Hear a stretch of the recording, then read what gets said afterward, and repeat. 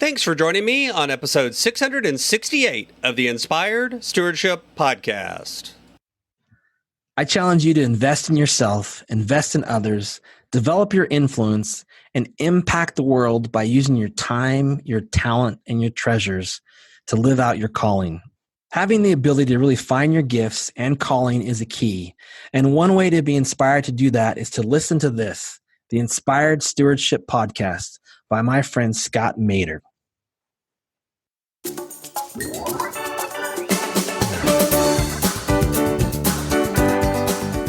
Not just in what we do, but in making sure that we do it with the right attitude, with the right intent, with the right heart, with the right spirit, with the right mindset.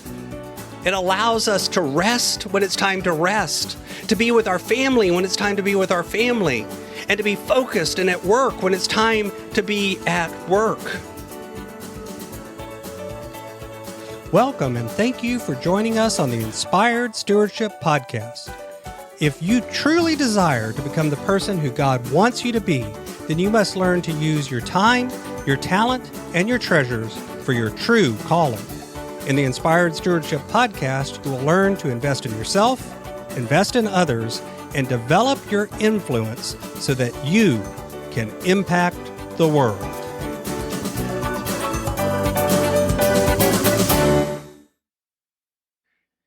In today's episode about developing your influence by stewarding your time, I talk with you about recognizing that productivity is a process, not an event. I share why the view of your time and looking at it as a process, not an event, matters. And I talk about how this lets you focus, but also forgive. As we talk about stewarding your time, wouldn't it be great if you could support this podcast and do it without just taking too long? Turns out you can't. All you have to do is use inspiredstewardship.com/Amazon when you're ready to make a purchase via Amazon, and a small commission will come back to support the show just that quick.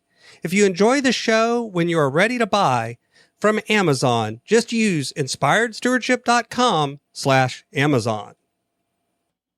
This week, I'm talking a lot about some of the ways that focusing on the process can help us in so many ways.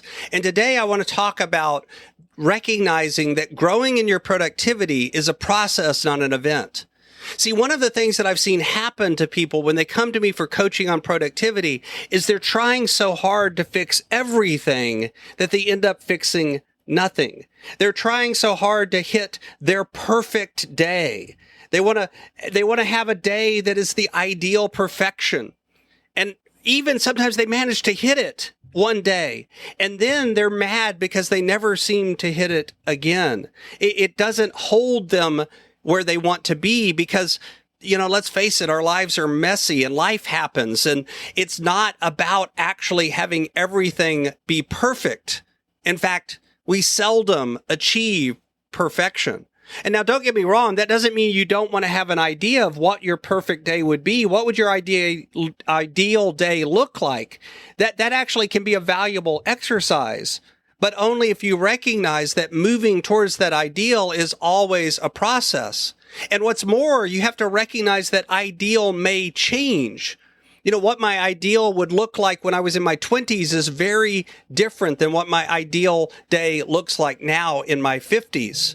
If you have small children at home, that's going to change the picture. If you have adult children in your life, that's going to change the picture. You have to recognize that where you are in your journey in the phase of life changes. So there's always going to be a process involved in getting more productive. And just a reminder, productivity here is not about getting more things done. Getting more things done to me is just efficiency. Getting the right things done, that's what makes us productive. And the truth is, if you simply manage to get yourself 1% better each and every day, then at the end of a year, you would be 365% better. Now, granted, we're never going to achieve perfection. We're never going to achieve 1% improvement every single day. But some days we may get better, and some days we may get worse.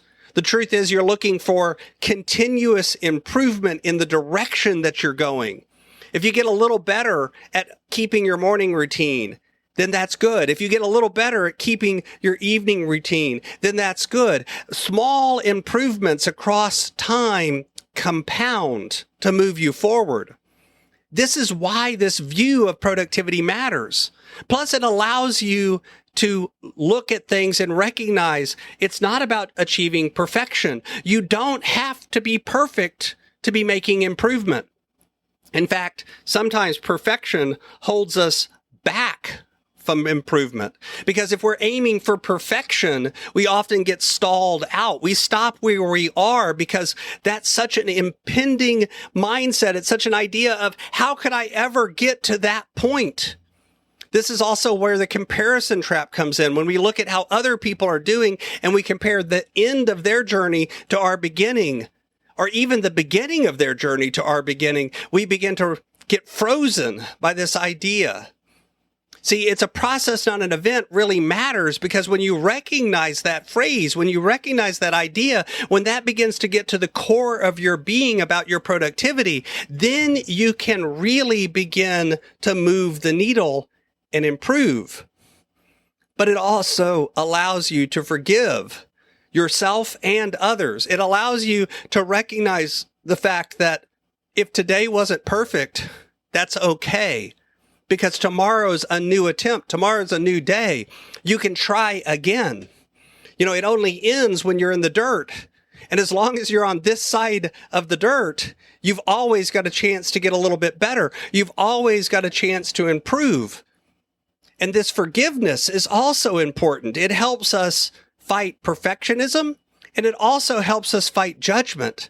It helps us from getting jealous, from comparing ourselves to others. It helps us from looking at others and saying, why did they manage to do that instead of me?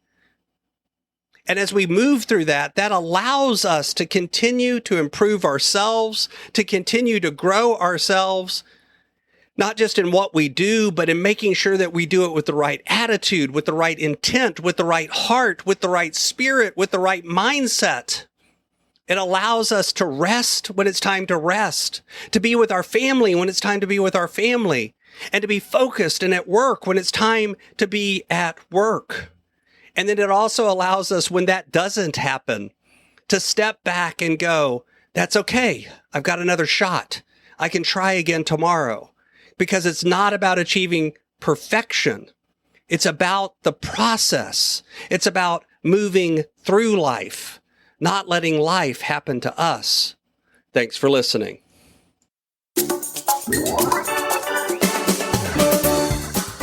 Thanks so much for listening to the Inspired Stewardship podcast. As a subscriber and listener, we challenge you to not just sit back and passively listen, but act on what you've heard and find a way to live your calling. If you like this episode on the stewardship of time, be sure to sign up for our Stewardship of Time Tips series by going to inspiredstewardship.com/time or texting 44222 time tips, and that'll get you our best tips on stewarding your time.